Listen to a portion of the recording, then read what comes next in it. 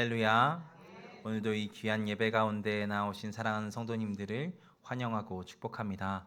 하나님께서 사모함으로 나온 우리 모두에게 사모한 것보다 기대한 것보다 더 큰 은혜 허락하시는 시간 되기를 소망합니다. 죽음의 수용소에서라는 책을 쓴 빅터 프랭클이라는 사람이 있죠. 이 사람은 정신과 의사였던 사람입니다. 그런데 죽음의 수용소라고 알려져 있는 아우슈비츠에 갇히게 되죠. 그때 있었던 일을 기록했던 책이 죽음의 수용소에서라는 책입니다. 그가 수용소에서 있어 보니까 살아남는 사람들에게는 한 가지 특징이 있더랍니다. 그 특징이 무엇인지 아십니까? 면도를 하는 것이었다고 합니다. 면도하는 게 그렇게 중요합니다, 여러분. 면도를 하는 것, 용모를 단정히 하는 것, 사실 우리 일상을 살아가는 우리에게는 너무나도 당연한 것이죠. 그런데 마실 물조차 없던 그곳에서, 또 먹을 것을 구할 수조차 없는 그곳에서, 또 언제 죽을지 모르는 그곳에서 면도를 한다는 것은 어떤 이들에게는 의미 없는 행동으로 보였을지 모릅니다.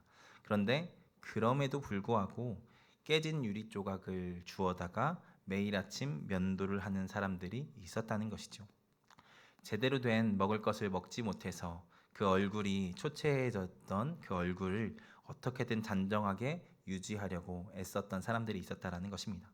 왜 그랬을까요? 이것은 단순히 취향의 문제이거나 대단한 청결의식이 있어서 그런 것이 아닙니다. 그들은 그것으로 자신이 살아있음을 표현하는 것이죠. 나는 짐승이 아니다. 내 이름이 뺏겨서 비록 지금 수감자 번호로 불려지지만 나는 그럼에도 존엄한 사람이다. 그렇게 나는 살아있는 인간이다 라는 것을 면도하는 것을 통해서, 용모를 단정하게 하는 것을 통해서 선포했다는 것입니다. 그들이 그렇게 용모를 단정히 함으로, 면도를 함으로 이야기하려고 했던 그 살아있다 라는 것은 그들에게 어떤 의미였을까요? 숨이 붙어 있다라는 것이었을까요? 아니면 심장이 뛰고 있다라는 것을 이야기하는 것일까요? 그들에게 살아있음은 단순히 숨이 붙어 있는 상태, 또 심장이 뛰는 상태는 아니었을 것입니다. 그들에게 살아있다라는 것은 인간으로서의 존엄성을 잃지 않는 것, 결국에는 살아나갈 수 있다라는 소망을 품는 것, 그리고 그들을 학대하고 경멸하는 나치군이 아니라 자신들이 오히려 더 인간답게 살고 있다라는 믿음을 가지는 것, 그것이 그들을 살아있게 하는 요소였겠죠. 그렇게 육체의 생존을 넘어 내가 누구인지를 끝까지 붙드는 그 의지가 곧 그들을 살게 하는 생명력이었다는 것입니다. 오늘은 이 살아있음에 대해서 말씀을 같이 나눠보려고 합니다. 특별히 그리스도인으로 살아있는 것이 무엇인지에 대해서 말씀을 나눠보려고 합니다.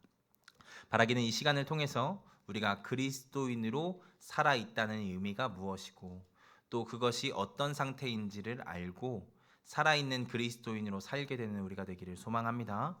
구원받은 것에 만족하며 혹은 그리스도인이라 불리는 것에 만족하며 살아가는 것이 아니라 그리스도인으로 살아있음을 느끼며 살아가는 은혜가 우리 가운데 있기를 축복합니다.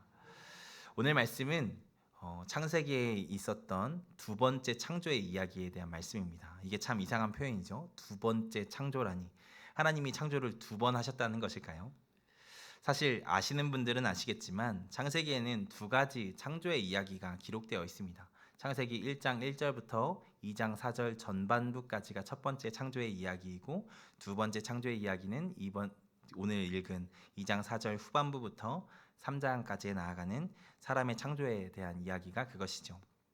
사실 우리가 이 창세기의 말씀을 한 맥락으로 쭉 읽어가기 때문에 어떤 분들은 두 개의 이야기인지 잘 모르시는 분들도 있더라고요. 그런데 조금만 주의 깊게 읽어보면 두 가지 창조의 이야기가 따로 기록되어 있다는 것을 알 수 있습니다.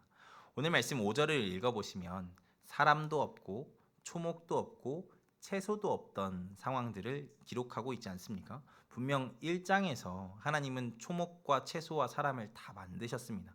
근데 여기에서는 이 두 번째 창조의 이야기에서는 그 창조가 없었던 것 같이, 그리고 여기에서 다시 새로운 창조가 시작하는 것처럼 말씀은 기록을 하고 있죠. 새로운 창조의 이야기가 시작하는 것처럼 말씀을 기록하고 있다는 것입니다. 심지어 조금 극단적일 수도 있지만 2장 4절부터 읽어 나간다고 해도, 이것이 성경의 처음이라고 해도 그 무리 없이 읽힐 정도로 이 말씀이 기록되어 있죠. 하나님께서 의도적으로 이 창조의 사건을 두 가지 다른 이야기로 기록하셨다라는 것입니다. 그러면 왜 창세기는 창조의 이야기를 두 개나 들려주고 있는 것일까요? 바꿔 이야기해서 하나님은 왜 창세기의 저자가 창조의 이야기를 두 번이나 나누어 이야기하도록 말씀하신 것일까요? 그것은 하나님께서 온 우주 만물을 지으신 하나님이실 뿐 아니라 우리를 지으신 하나님이시라는 것을 이야기해 주시기 위해서입니다. 첫 번째 창조의 이야기는 하나님께서 하늘과 땅과 바다, 그리고 해와 달과 별과 바다와 물고기와 바다의 물고기와 새와 동물과 사람을 만드신 온 우주 만물을 창조하신 하나님에 대해서 첫 번째 창조에서 이야기를 하고 있죠. 그런데 두 번째 창조의 이야기는 읽어보시면 아시지만 하나님께서 사람을 지으시고 그와 함께 하시는 것을 더 강조해서 이야기하고 있는 것을 볼 수 있습니다. 그렇게 성경은 이 두 번째 창조의 이야기를 통해서 하나님께서 온 우주 만물을 지으신 하나님이실 뿐 아니라 바로 우리를 지으셨으며 우리를 사랑하시는 하나님이심을 이렇게 강조해서 말씀에서 보여주고 계시는 것입니다. 그래서 오늘 본문의 말씀은 언제나 그렇듯이 정말 중요한 말씀인 것이죠. 온 우주 만물을 만드신 위대하신 하나님께서 우리를 사랑하시며 우리를 특별한 존재로 여기신다는 의미에서 말입니다. 바라기는 우리가 그 사랑을 기억하는 자들 되기를 소망합니다. 온 세상을 만드신 하나님께서 우리를 정말 특별하고 소중하게 여기십니다. 때때로 우리의 존재의 의미를 잃어버리기 너무나도 쉬운 이 세상 속에서 바라기는 우리가 얼마나 큰 사랑을 받은 존재이며 얼마나 특별한 존재인지를 꼭 기억하며 살아가는 사랑하는 성도님들 되기를 축복합니다. 이것을 기억하는 게 중요하겠더라고요. 우리가 우리의 스스로의 가치를 잊어버리고 살 때가 찾아올 때가 있더라고요. 그런 순간들이 우리의 삶에서 만나는 많은 문제들과 어려움 속에 우리가 얼마나 소중한 존재인지 잊어버리는 분들이 계시더라는 것이죠. 이번 주에 뉴스를 보는데 너무 안타까운 소식을 보았습니다. 의왕의 한 아파트에서 난 불에 대한 사건이었는데 그 집에 살고 있던 부부가 안타깝게 세상을 떠났다라고 하죠. 그런데 그 집이 어떤 집이냐면 경매에 넘어가서 퇴거 명령이 떨어졌던 집이라고 합니다. 그리고 불이 난 그날이 퇴거 명령이 이루어지는 날이었다라고 하죠. 평생의 안식처에서 쫓겨나야만 했던 그날 그분들의 심정이 어땠겠습니까? 너무 좌절스러웠겠죠. 집이 없고 돈이 없다는 현실이 그들 자신을 초라하게 만들었을지 모릅니다. 그런데 여러분, 우리는 어떤 존재들입니까? 성경은 우리가 하나님의 사랑을 받아서 창조된 존재라고 이야기를 합니다. 나를 보면, 내가 속한 상황을 보면 내가 너무 보잘것없을지 모르지만 그런 나조차도 하나님께서 사랑하셔서 손수 빚으셔서 만드셨다라고 이야기하는 것이 성경이지요. 우리는 바로 거기에서 우리의 가치를 발견하는 자들입니다. 온 우주 만물을 지으신 그 주인이신 하나님의 사랑을 받은 존재가 우리라는 것에서 우리의 가치를 발견하는 자들이라는 것이죠. 그만큼 귀한 존재, 온 천지 만물의 주인이신 하나님의 사랑을 받은 존재, 그래서 귀한 존재가 우리라는 것입니다. 바라기는 우리가 그 사랑을 알고 믿는 자가 되기를 소망합니다. 그리고 나아가 우리와 우리의 자녀들, 특별히 오늘 어린이 주일이잖아요. 우리 자녀들, 그리고 또 우리가 만나는 모든 사람들에게 그 사랑과 그 가치를 알게 해주는 자들이 되기를 소망합니다. 이렇게 사람은 하나님의 사랑으로 지음받은 존재들입니다. 그러면 우리를 사랑하신 하나님께서 우리를 어떻게 만들어서 살아있는 존재가 되게 하셨을까요? 오늘 말씀 7절 말씀입니다. 7절의 말씀 같이 읽겠습니다. 여호와 하나님이 땅의 흙으로 사람을 지으시고 아멘. 하나님께서 무엇으로 인간을 만드셨다라고 기록합니까? 땅의 흙으로 사람을 만드셨다라고 기록을 하고 있죠. 여기서 특별히 말씀이 이야기하는 흙에 조금 주목해 보아야 합니다. 땅의 흙이라고 번역되어 있는 이 히브리어는 야파르민 아다마흐라는 히브리어로 기록되어 있는데요. 여기서 아다마흐는 땅이라는 뜻을 가지고 있죠. 그리고 이 아다마흐에는 또 다른 뜻이 있는데 사람이라는 뜻도 가지고 있습니다. 사람을 하나님께서 뭐라고 부르시죠? 아담이라고 부르셨다라고 얘기하죠. 이 아담이 이 아다마흐에서 온 것입니다. 그러니까 인간은 땅과 뗄 수 없는 존재라는 것이 이 이름 자체에도 드러나게 된 것이죠. 그런데 그 땅, 땅과 뗄 수 없는 존재인 그 사람이 무엇으로 만들어졌다라고 이야기하냐면 야파르로 만들어졌다라고 이야기하는데, 이 야파르가 무엇이냐면 우리 성경에는 흙이라고 번역되어 있죠. 그런데 원문에 좀 더 가깝게 번역을 하자면 먼지라고 표현하는 게 더 좋습니다. 그러니까 히브리어의 뜻을 볼 때 하나님께서 그냥 우리가 흔히 아는 흙으로 지은 것이 아니라 먼지로 우리를 지으셨다라는 것입니다. 여러분, 먼지는 어떤 것입니까? 흙은요, 뭐라도 심으면 나지요. 그런데 먼지는 어떻습니까? 먼지는 무엇을 심든 생명을 품어낼 수 있는 존재가 아닙니다. 먼지는 사실 그냥 먼지일 뿐인 것이죠. 무의미하고 아무것도 아닌 것을 이야기하는 것이 먼지입니다. 그런데 바로 그것을 가지고 우리를 만드셨다라는 것입니다. 그만큼 가치 없는 것으로 우리를 만드셨다라는 것이죠. 그리고 이 야파르가 가지고 있는 또 다른 뜻이 하나 있는데요. 그 야파르의 단어는 또 다른 뜻은 무덤이라는 뜻을 가지고 있다라고 합니다. 이것을 생각했을 때 이 야파르로 우리를 만드셨다라는 것은 어쩌면 그런 무의미하고 무가치할 뿐 아니라 생명이라는 가능성을 찾아볼 수 없는 그런 무의미하고 무가치한 것으로 우리를 만드셨던, 정말 우리 안에서는 어떠한 희망도 발견될 수 없는 존재로 우리를 만드셨다라는 것이 성경의 이야기라는 것입니다. 사실 이상하지 않습니까? 하나님께서 인간을 그렇게 사랑하시고 너무나도 존귀하게 만드셨다면 먼지가 아니라 금덩어리로 만드셨어야죠. 다이아몬드로 만드셨어야 되는 거지 않겠습니까? 그런데 하나님께서 왜 굳이 먼지로 만드셨을까요?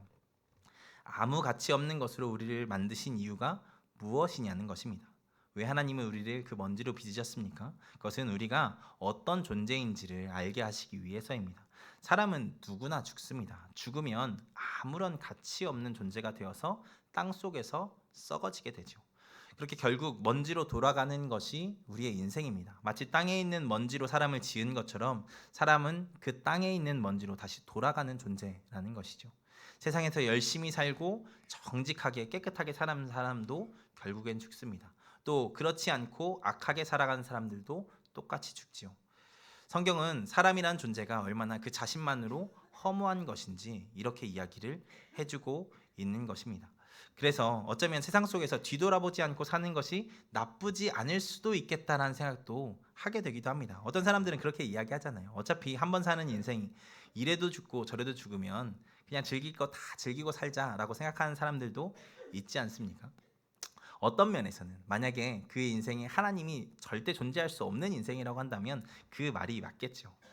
그렇게 우리의 인간은 우리 자신만을 보면 정말 소망 없고 무의미한 존재라는 것입니다. 성경도 바로 그것을 이야기해 준다라는 것이죠. 우리가 우리 자신만으로 볼 때 얼마나 보잘것없는 존재인지 말입니다. 어차피 땅의 먼지로 만들어진 존재인데 금을 두르고 있든 다이아몬드를 두르고 있든 죽으면 땅으로 돌아가는 무의미한 존재가 우리라는 것이죠. 그런데 그런 존재가 어떻게 하나님의 사랑을 받는 존귀한 존재가 될 수 있습니까? 어떻게 그 무의미한 존재가 하나님의 사랑을 받는 의미 있는 존재로 존재하게 된다라고 성경은 이야기를 합니까? 바로 이것을 오늘 말씀이 이야기해 주는 것이죠. 잘 아시는 것처럼 오늘 말씀은 우리의 인생이 그렇게 허무하다라는 것을 말해 주는 것으로 끝나지 않습니다. 오늘 말씀에 보면 하나님께서 그 먼지와 같이 무가치한 것으로 사람을 지으시고 무엇을 불어넣으셨다라고 이야기를 합니다. 하나님의 생기를 불어넣으셨다라고 성경은 기록하고 있죠. 그리고 바로 그때 그 먼지로 지어졌던 무의미한 존재인 사람이 무엇이 되었다라고 이야기합니까? 생명이 되었다라고 이야기를 하고 있죠. 조금 더 풀어서 설명을 하면 생기를 불어넣으니까 사람이 생명체, 살아있는 존재가 되었다라고 성경은 기록하고 있는 것입니다. 오늘 말씀 가운데 그 무가치한 것으로 만들어진 사람이 언제 생명을 가지게 되었다고요? 언제 살아있는 존재가 되었다라고 이야기합니까? 하나님께서 생기를 불어넣으셨을 때 생명을 가진 존재, 살아있는 존재가 되었다라는 것입니다. 그 무가치한 존재가 가치 있어지고 의미 있어지며 무존재가 유존재가 되었다라는 것입니다. 그렇다면 하나님이 불어넣으신 생기라는 것이 무엇일까요? 신약에서 이와 같이 숨을 불어넣으시는 장면이 한 번 더 등장합니다. 요한복음 20장 22절 말씀입니다. 이 말씀 같이 읽겠습니다. 이 말씀을 하시고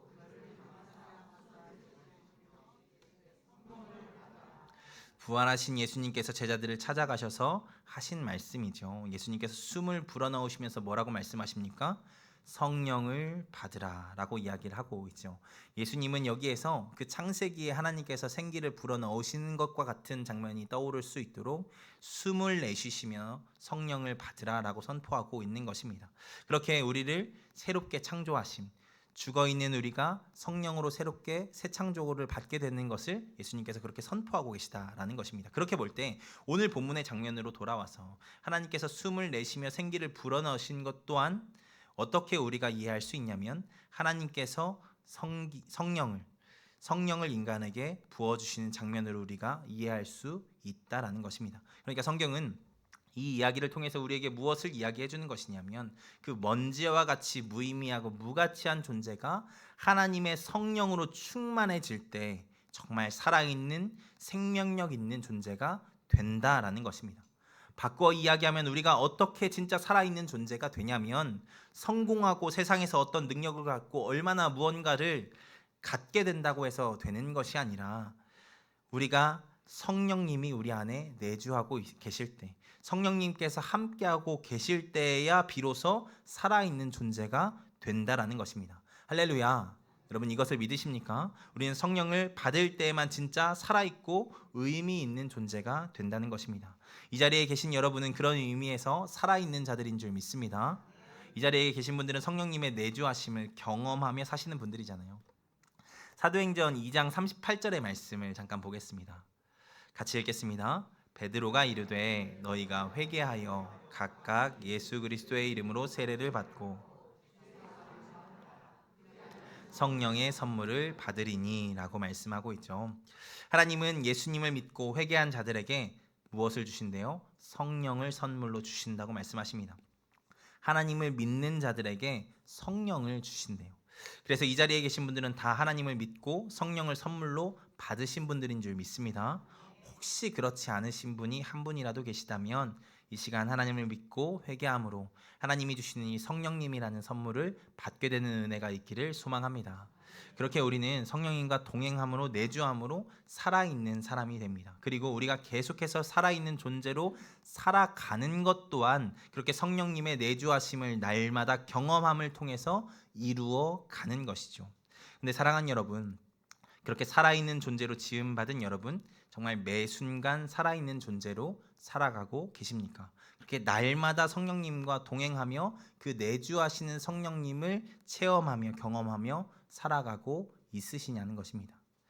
참 부끄럽지만 저는 사역자이지만 그렇지 못한 삶을 살았던 경험이 있습니다. 제가 설교도 하고 다른 이들보다 어떻게 보면 예배도 많이 드리고 또 찬양도 앞에서 하는 그런 직책을 맡아서 감당하고 있지만 그런 일을 함에도 성령님의 내주하심이 없는 것 같은 죽어 있는 것 같은 심정으로 제가 설교를 하고 말씀을 전할 때고 또 찬양을 할 때가 있더라는 것이죠.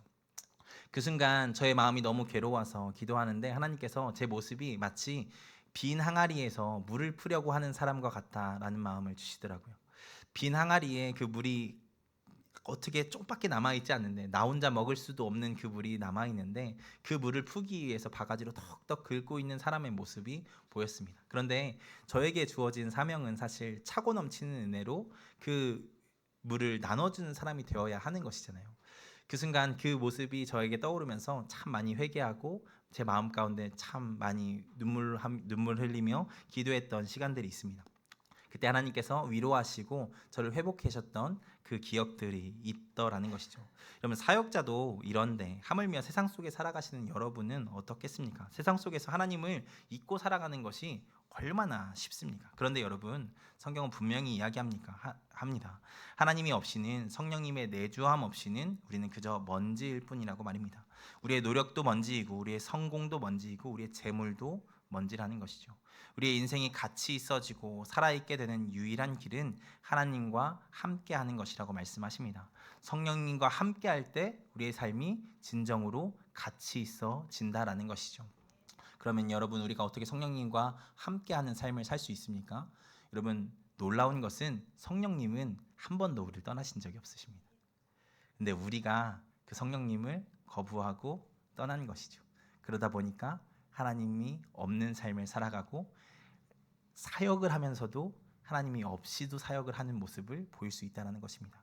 여러분, 그래서 우리가 매 순간 성령님과 동행하는 삶을 살기를 소망하며 그 하나님의 음성을 듣기를 소망하며 정직하게 나가셔야 하는 것입니다. 그렇게 우리가 소망하며 기도하며 예배드리며 나아갈 때 하나님께서 지금도 나와 함께 하신 하나님을 체험하게 하실 것입니다. 알게 하시고 깨닫게 하시고 느끼게 하실 것입니다.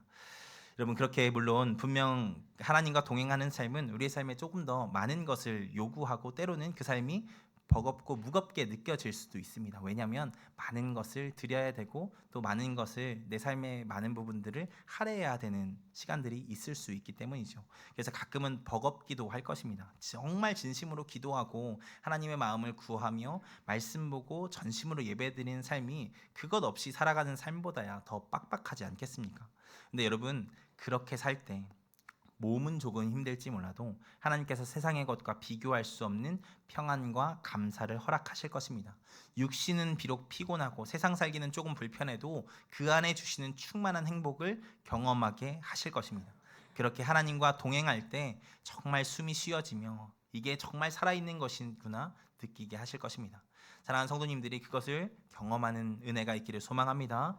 우리 예수님께서도 분명히 말씀하셨거든요. 예수님이 주시는 물을 마시는 사람은 영원히 목마르지 않을 것이래요. 그 물은 그 속에서 영생하도록 솟아나는 샘물이 될 것이라고 말씀하셨습니다. 항상 새 힘과 은혜를 주시겠다라고 말씀하시는 것이죠. 우리가 하나님과 동행한다면 나의 힘으로 밑바닥 드러낸 항아리에 바닥 덕덕 긁어가며 살아가는 것이 아니라 그 충만한 삶을 우리가 살아가게 될 것을 믿습니다. 우리가 그런 사람들이 되기를 소망합니다. 세상의 즐거움과 행복은 끝이 있지만 성령님이 내주하심으로 경험하는 충만함은 영원합니다. 바라기는 내주하시는 성령님과 동행함으로 날마다 그 충만한 생명을 누리며 살아가는 우리가 되기를 소망합니다. 그렇게 날마다 하나님이 주시는 은혜와 함께 하심으로 충만함을 경험하며 살아가는 우리 모든 에바다 성도님들 되시기를 주님의 이름으로 축원드립니다. 기도하겠습니다. 전능하신 하나님, 감사합니다. 우리에게 귀한 날 허락하시고 하나님 창세기의 말씀을 통하여서 하나님 우리가 진정으로 살아있다는 것이 무엇인지 말씀을 통해 들을 수 있게 하심 감사합니다.